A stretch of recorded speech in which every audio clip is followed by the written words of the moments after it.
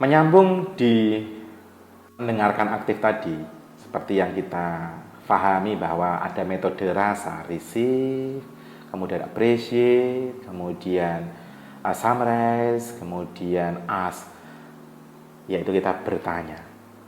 Maka kita perlu punya kemampuan bertanya.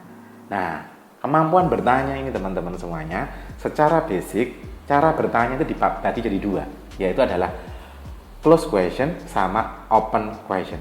Close question itu apa sih?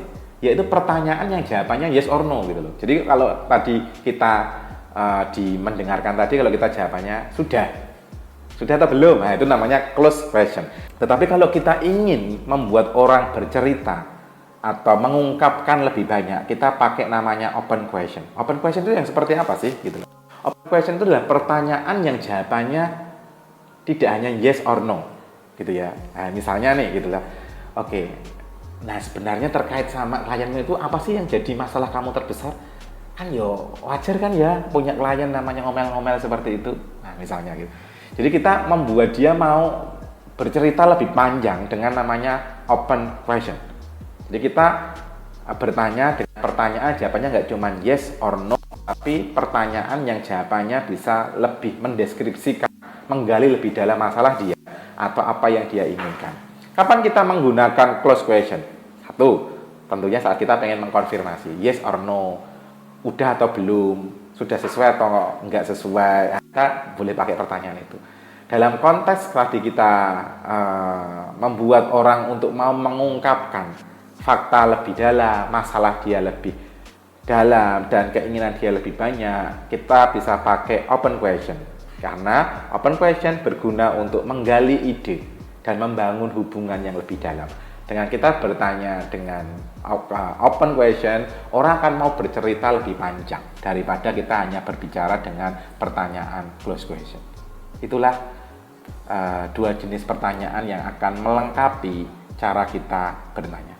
Teman-teman semuanya, sebagai seorang leader, kita perlu memahami bahwa tim kita itu kadang melakukan pekerjaannya dengan baik, kadang-kadang juga nggak sesuai yang kita inginkan atau nggak sesuai SOP, nggak sesuai harapan perusahaan.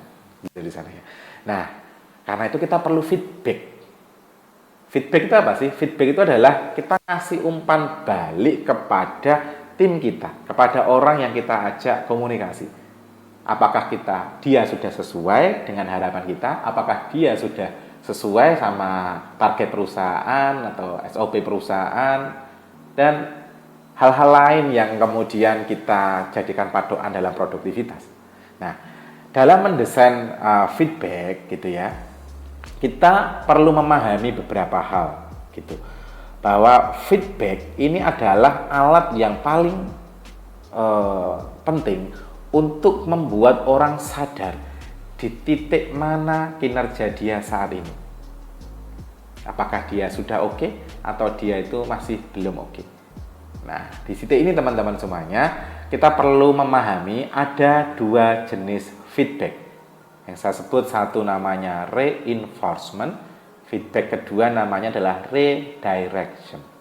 Nah, maksudnya gimana sih? Nah, kita mulai dulu nih dari reinforcement.